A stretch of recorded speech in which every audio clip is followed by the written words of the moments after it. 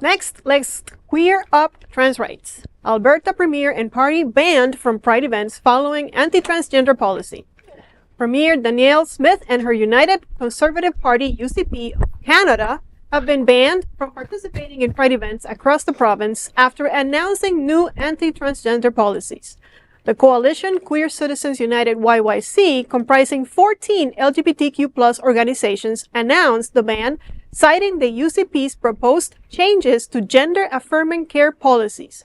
Earlier this year, Smith government promised to implement restrictions, including setting minimum age limits for treatments and requiring parental notification for students changing their names and pronouns at school.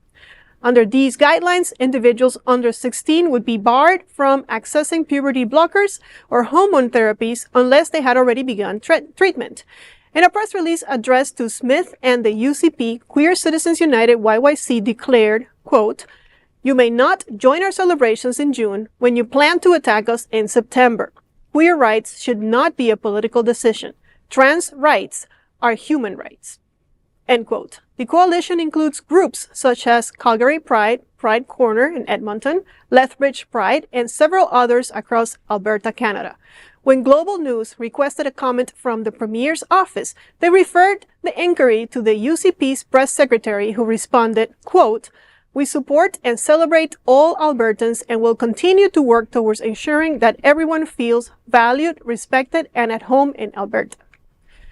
Yeah, okay. That comment made no sense, but we'll take it. And another loss. It's crazy how it keeps happening.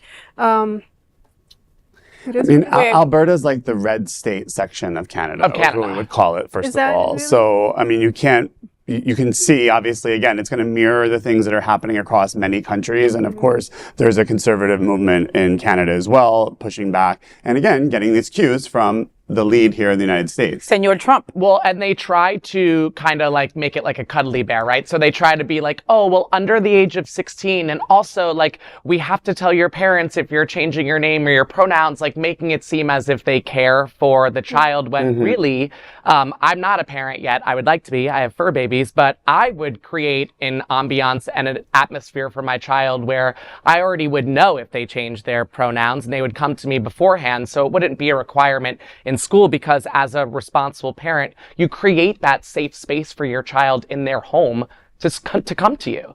So this is, not the best. Well, I know, but give it up to to Alberta for not allowing anti-trans to take place, on their watch. Yes, you know what I mean? Where I wish that we would do more of that. Where it's like, listen, you're against our trans siblings, then you can't be a part of us at all. And that quote was so strong when Annabelle read it. Was like, you can't come party with us in June and then attack us, at the end of the year. Like, I felt that right in my gut, because it's freaking true. What's her name? Tennis.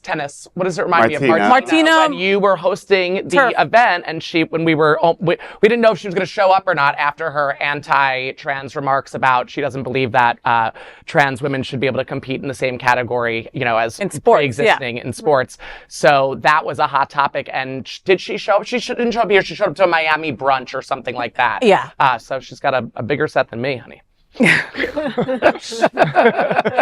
That's another story. Right. And that was proven to be true.